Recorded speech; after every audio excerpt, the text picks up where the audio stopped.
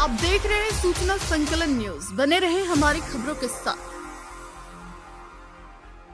देवरिया पहुंचे सपा मुखिया अखिलेश यादव। दुबे परिवार ने मिलने से किया इनकार। प्रदेश में दिल दहला देने वाले देवरिया कांड में हुई 6 हत्याओं के बाद सियासत लगातार जारी है। इस सिलसिले में सोमवार को पीड़ित परिवारों से मिलने सपा मुखिया व पूर्व मुख्यमंत्री अखिलेश यादव पहुंचे। दुबे परिवार के बेटे देवेश दुबे ने उनसे मिलने से मना कर दिया। देवेश दुबे ने कहा कि अखिलेश यादव की सरकार में ही मेरे साथ अन्याय हुआ, अब उनसे मिलकर कोई फायदा नहीं है। देवेश दुबे का एक वीडियो सोशल मीडिया पर वायरल हो रहा है। उस वीडियो में उन्होंने कहा कि वर्ष 2014 में समाजवादी पार्टी की सरकार थी। उसी वक्त हमारे पिता सत्यप्रकाश दुबे ने सरकार से गुहार लगाई थी कि हमारी भूमि का हमारे मानसिक विक्षिप्त चाचा से जबरिया दबंग प्रेमचंद यादव द्वारा बेनामा कराया जा रहा है, लेकिन उस वक्त कोई सुनवाई नहीं हुई। उन्होंने इन्हीं सब वजहों के कारण अखिलेश यादव से मिलने से इनकार कर दिया। देवेश दुबे ने कहा कि समाजवादी पार्टी के लोग मुझसे मिलने आए थे। उन्होंने कहा कि अखिलेश यादव आपसे मिलना चाहते हैं, लेकिन मैंने साफ निर्णय किया कि अखिलेश यादव से नहीं मिलेंगे, क्योंकि उन्हीं की सरकार से हम लोगों के साथ जाती हुई है। उस समय तो दबंगों ने पूरी तरह हमारे परिवार को एक तरह से बंधक बना रखा था। किसी भी शिकायत पत्र पर उनके प्रभाव के कारण कोई कार्रवाई नहीं होती थी।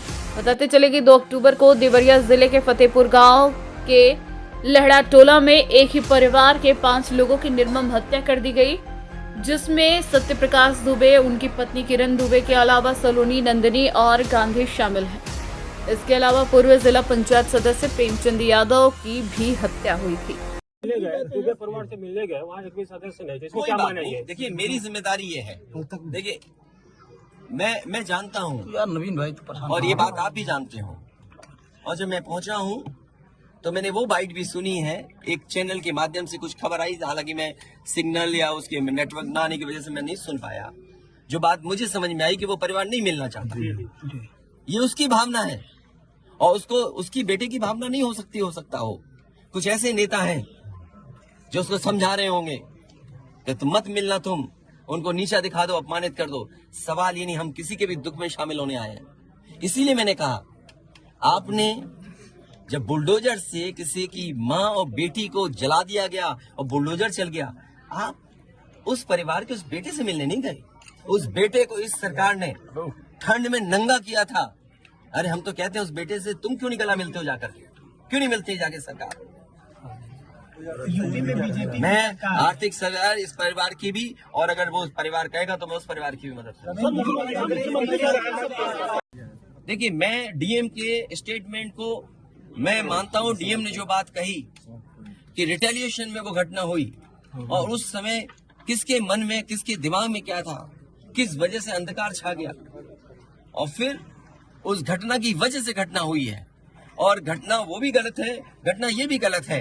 अगर ये सवाल आप पूछते हैं मासूमों के लिए, मासूमों की कभी जान नहीं जाती। अगर प्रेम यादव की जान न गई होती तो प्रेम यादव की जान नहीं जाती तो किसी मासूम किसी की जान नहीं जाती।